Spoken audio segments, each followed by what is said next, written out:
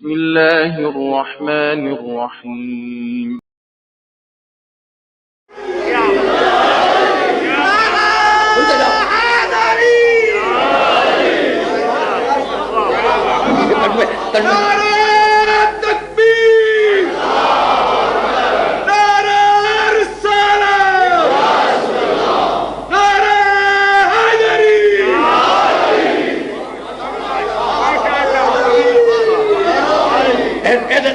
صراط المستقیم مالک صراط مستقیم کی ہدایت کر دے.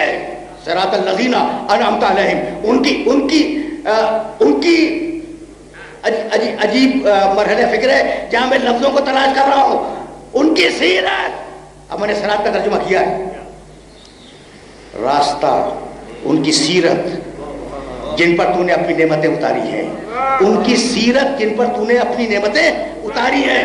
جب یہ آیت پڑھ رہے ہو تو نعمت والے ذہن میں ہے یا نہیں؟ تو نماز میں بھی غیر اللہ کا تصور آیا ہے.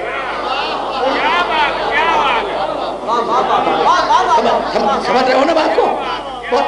بھائی بہت توجہ رہے، اس لیے کہ بہت تیزی کے ساتھ مجھے آگے بڑھنا ہے. صراط الذین انعمت علیہم، پروردگار ان کی سیرت پہ ہمیں گامزن کر، ان کے راستے پہ ہمیں چلا، ان کے راستے پہ ہمیں چلا جن پر تو نے اپنی نعمتیں اتاری ہیں. ان کے راستے پہ چلا، یعنی کچھ ہے جو چلے تو راستہ بنا.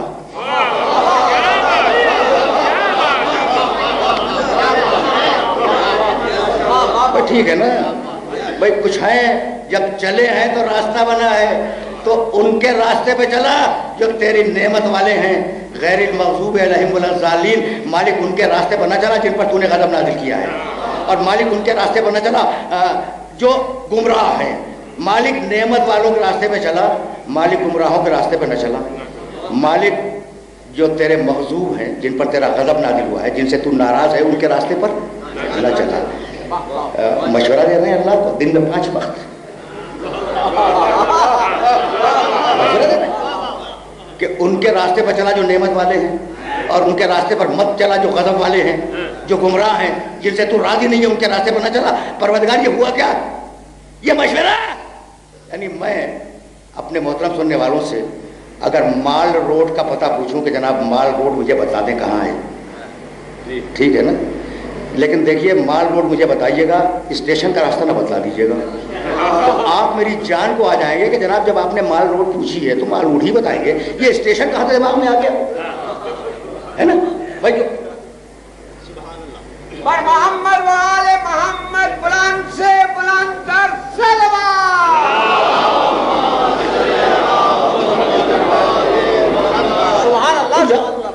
ذرا اس طریقے سے سنو جس طریقے سے آج گفتگو کر رہا ہوں. اچھا تو مجھے چاہیے آپ مجھے مال روڈ کا راستہ بتلا دیں. دیکھیے خبردار اسٹیشن کا راستہ نہ بتلائیے گا، تو آپ میری جان کو آ جائیں گے کہ جناب جب آپ نے مال روڈ کا راستہ پوچھا ہے تو ہم پاگل ہیں جو اسٹیشن کا راستہ بتائیں گے. ٹھیک ہے نا؟ کامن سینس کی بات ہے. سورہ حمد میں یہی ہے کہ مالک نعمت والوں کا راستہ بتلانا، غضب والوں کا راستہ مت بتلانا. تو یہ تمہیں اشارہ دیا گیا ہے کہ کلمہ پڑھ کر نعمت والوں کے راستے پر کچھ غضب والے بھی آ کے بیٹھ جائیں گے، تو مالک ہم ان کے دھوکے میں نہ آ جائیں.